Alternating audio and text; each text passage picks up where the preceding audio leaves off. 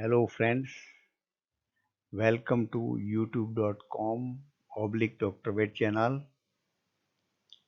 Dr. P.R. Patel, Professor Head Veterinary Medicine is here. We have already seen two parts of blue tongue, part 1, part 2. Here we will see part 3. In this we will see pathological lesions, diagnosis, difference of diagnosis, treatment, prevention and control of important viral disease, blue tongue.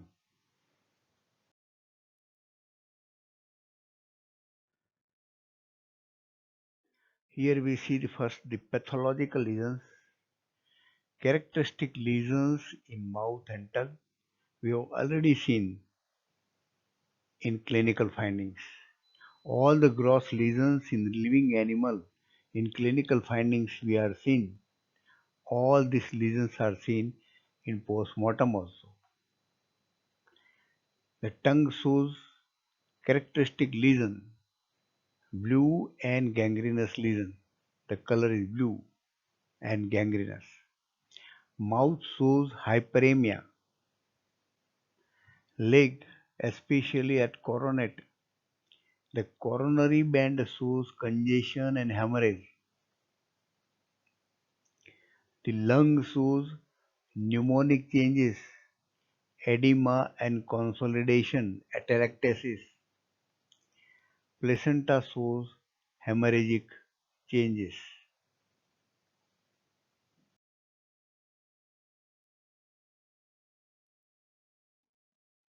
We see the diagnosis part. Diagnosis is based on history, clinical findings, and we have already seen the classical symptoms of the blue tongue and seasonal occurrence of the disease. This disease occurs in hot humid climate when there is change in season, late summer and early autumn.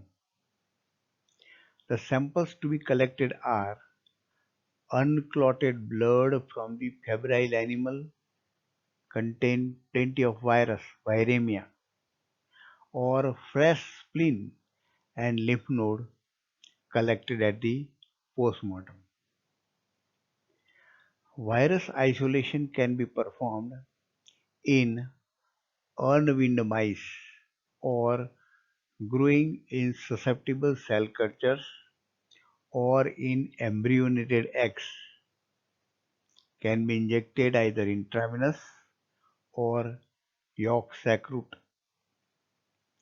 There are innumerable of serological tests. Important serological tests are complement fixation test, neutralization test, plaque inhibition test, microgel diffusion test, fluorescent antibody test, agar gel immunodiffusion test, and ELISA test. Still, there are many tests, but these tests are important for the diagnosis of disease.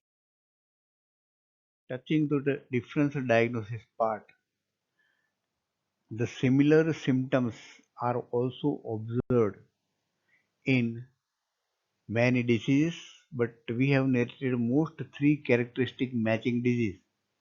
One is foot and mouth disease, malignant catarrhal fever, and photosensitization. Now see the differentiation. Foot and mouth disease is highly contagious, while the blue tongue is not contagious.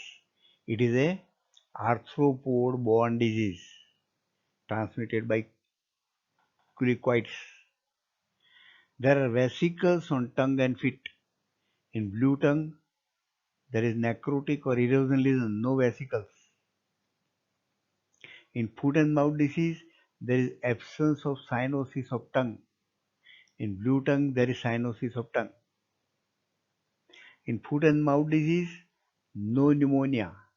In blue tongue, there may be pneumonia. This is how a clinician can differentiate for foot and mouth disease and blue tongue. Another disease is malignant catarrhal fever. I have already presented MCF in video also. MCF is a sporadic disease. There is extensive erosion of buccal mucosa. There is extensive erosion of buccal mucosa. Here there is necrosis of buccal mucosa and blue tongue. MCF is sporadic. Blue tongue is not sporadic. It comes in the form of outbreak. In MCF there is severe panophthalmitis and opacity of cornea also. Photosensitization means when the animal exposed to sunlight, it causes dermatitis. That is photosensitization.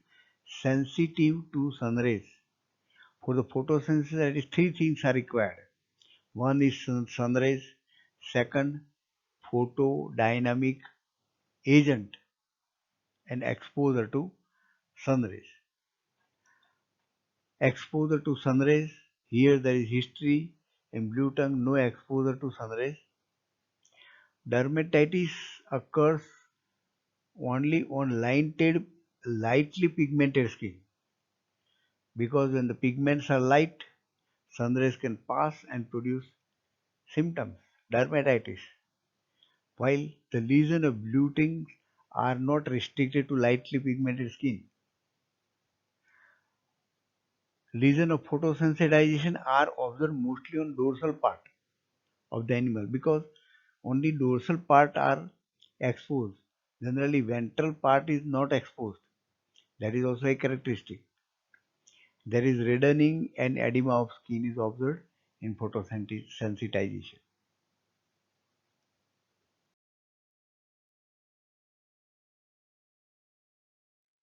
Treatment of blue tongue disease. As it is a viral disease, there is no specific treatment for viral infection. Treatment of mouth lesion with antiseptic lotions. Treatment of local lesions on skin, antiseptic dressing, and if there is maggot wound dressing. Antibiotics are used to check or to prevent the secondary bacterial infection, because there are wounds and lesions on the body and in the mouth. Maggot repellents can also help to keep the maggots away. Antipyretics in viremia stage or when there is fever. Anti-inflammatory drugs can relieve the pain to the animals. There is severe diarrhea, so treatment of diarrhea. Astringents, treatment of dysentery. Hematinics, correction of dehydration by plenty of fluid therapy, that can also help. There are symptomatic treatment can also be given. Whatever the symptoms are seen, that can be treated according to the symptoms. Supportive treatment, good nursing and care, help early recovery.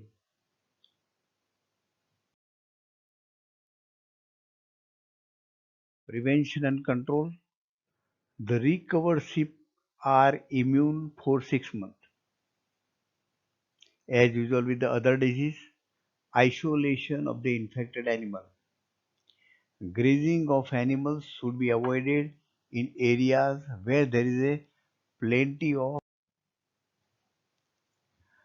control of vector population is very important part by applying insecticides and good water management, because lodging of the water causes a breeding of the vector.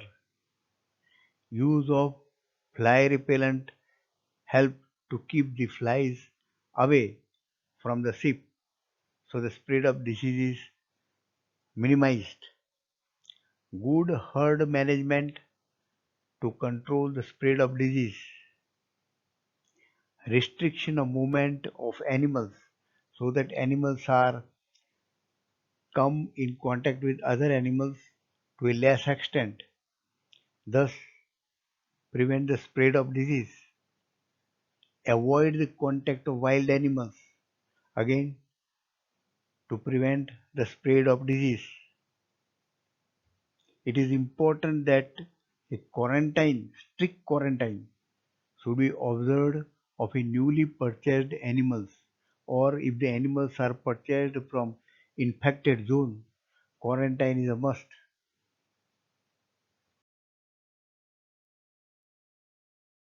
Two tools are very much important for prevention and control. One is the vector control, other is the proper vaccination schedule. Tissue culture vaccine helps in field cases. Live attenuated evenized vaccine are used as a monovalent strain or a quadrivalent vaccine. Live vaccines should not be used in pregnant sheep, otherwise there are chances of abortion and teratogenic effect. Sheep are vaccinated annually and several weeks before service, and very important, before the start of rainy season, so that during rainy seasons they are protected against blue tongue disease.